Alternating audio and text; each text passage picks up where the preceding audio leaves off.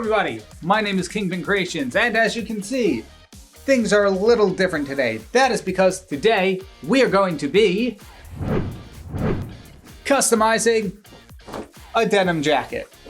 I had done this a few years ago where I drew a really cool bones design with Posca markers, but today we're going back completely to square one because instead we'll be using fabric paints. These are paints specifically designed for clothing, more or less denim. And oh boy, are there so many more steps to it. So, we're gonna learn today, but without further ado, let's create some chaos.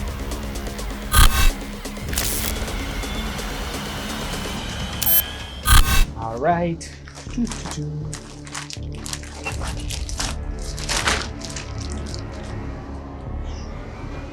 All right, so now that we've got protective layering on the floor, so in case I spill any paint, my blood won't stain the carpet for when my mother kills me. But obviously this is too low, so we're gonna bring in a table here. We're gonna set up a second camera right here. Boom, secondary camera. All right, first off, let's be smart. Let's remove any clothing we don't wanna get dirty. I didn't wanna get this dirty either, but sacrifices have to be made. Now, the problem with traditional art like this is really, you can't undo, you can't make separate layers or anything like that if you mess up. So what we're gonna do before jumping into the final product, since I have no experience with these paints, is we're going to do a test run first and see how these all work. But first we'll need something else made of denim that can work. Ah, I got it. 1, 2. You've been a good pair of pants, but your time has come.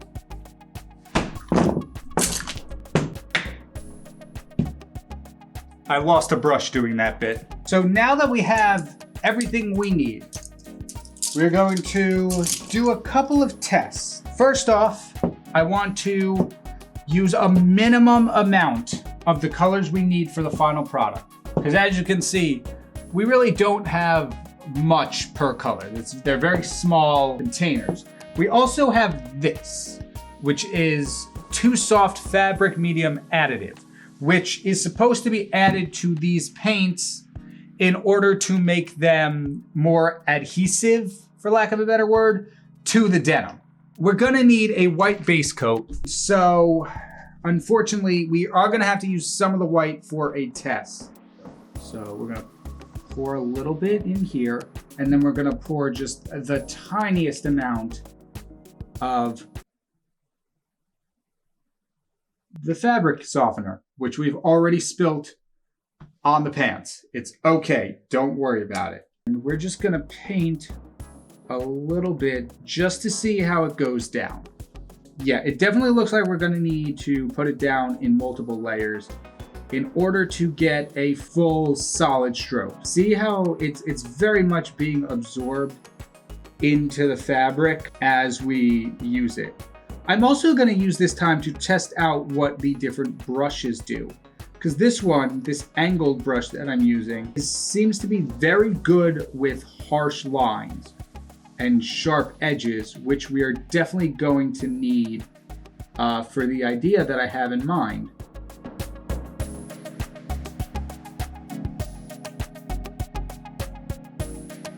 So far, this isn't too bad. Like, this is going down a lot easier than I expected, and I'm getting a hang of it pretty easily. I thought this would be a little more daunting of a task, but I'm actually taking to the painting part of it pretty easy. So this is about 2 or 3 coats right now of the white paint to get it to a relatively solid point. So here's another thing that I'm already noticing between the Posca markers and these paints.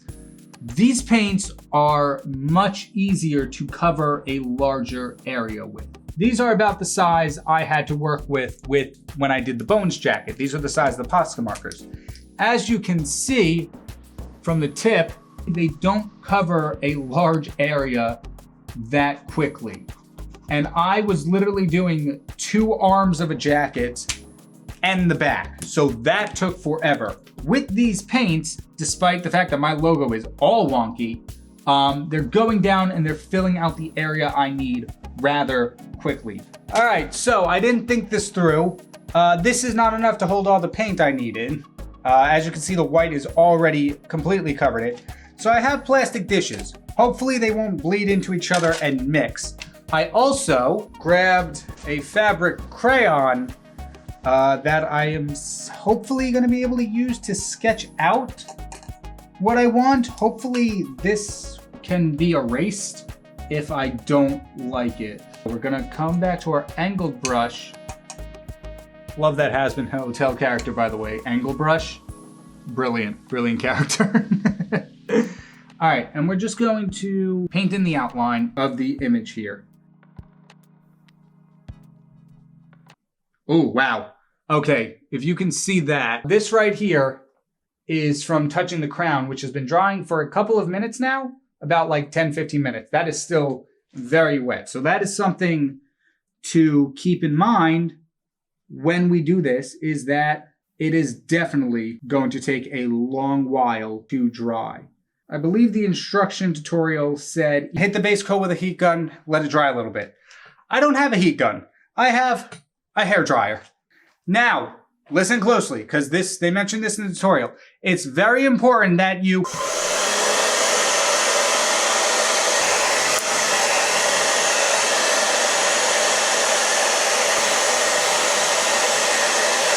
or else disaster will strike.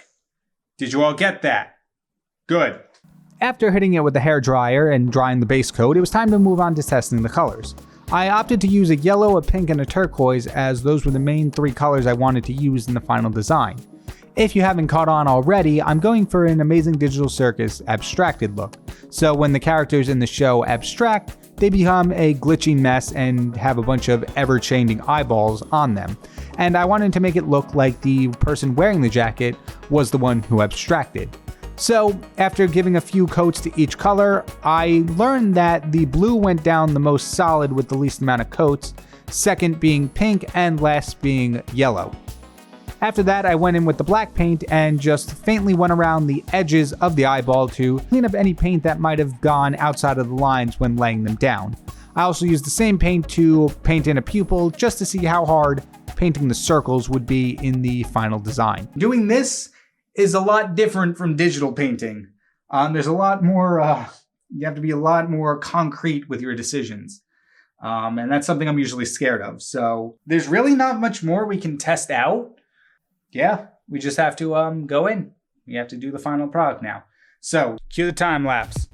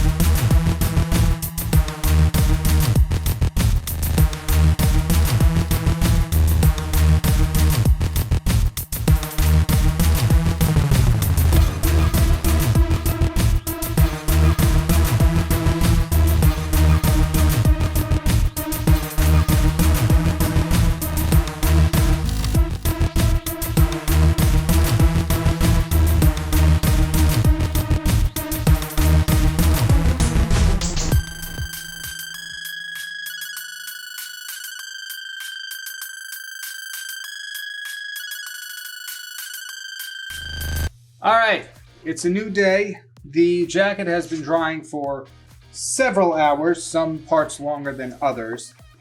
I've tried it on last night. I'm pretty happy with how it's turning out so far, but it feels empty a little bit. Like it's there, but like only, like if you're staring like this, you can barely tell there's anything going on. If I do a 45-degree turn to my right, then you're like, oh, something weird's going on. Oh, interesting. Oh, really cool. Wow, that's awesome. And oh, it's just a boring jacket. So what I've done is I've faintly marked off a few more areas that I want to include eyes in. And that's going to be today's thing. I had to leave it for a day because they're on the actually opposite side of the jacket, so I didn't want anything to smear. And looking at the reference images, I've noticed that there's more purplish colors too, along with the turquoise, pink, and yellow. And I just so happen to have lilac in the starter kit of paint that I got. So we're gonna do and add like 3 or 4 more eyes in that lilac color. So let's get started. For this second round of eyes, I did more or less the same process, laying down the base coat and then the colors and then the pupils. However, after the second coat of color, I started playing around with the colors I've been using already and started mixing them to get different shades and tones of the colors I was going for. One that I really liked was mixing the turquoise and the lilac to get a more pale blue purple color, which fit a lot more to the color of the reference image from the pilot of the Amazing Digital Circus that I was using. I also did the same thing with the rings inside the eye, experimenting with light oranges by mixing orange, pink, and white together, and just other shades of yellow and pink and turquoise. Overall, it looked really good, and I wound up using this more bluish purple for 2 of the eyes, which led us to have a total of 5 different eye colors across the jacket. And go figure, the eyes on the inside of the jacket, where I did a lot of my experimenting, also turned out to be the most well done eyes out of the entire jacket. So the ones that nobody can see are the ones I'm most proud of. All right, and our jacket is... I'm always wearing the wrong jacket for the reveal. 1 second. That's better. This was a really interesting process, and I'm very happy with how the final result turned out. Learning the paints was a bit easier than I expected, however, getting them to be more solid was a bit tricky, and on a close-up look you can definitely see some of the more patchy areas, which from a distance are kind of invisible. Overall, this was a fun experience, and I'm really happy with the final result. And once again, it's something I'm proud to call a jacket. I want to thank everybody so much for watching this video. It was a bit of a different video to make and definitely a lot more challenging, but overall, I think it turned out really good. I won't say better than I expected because there's a few areas that I think could use some improvement, but it turned out better than my smallest doubt, meaning that I was a little worried for this project, but the end result I'm very happy with. I hope you enjoyed the video as much as I did, and please feel free to hit the like and subscribe button if you did enjoy it. It was a bit more of an expensive video than I usually make, so having YouTube push this out to more people would be greatly appreciated. And let me know if you want to see more of this type of video. I have some other clothing, not denim jackets, but other clothing that I think would be cool to customize, and more practice with that paint would always be great. And if you want more content like this, I don't have any. So instead, here's the Amazing Venomized Circus. My name is KyngPin Creations, and I will see you all next time. Take care, everybody.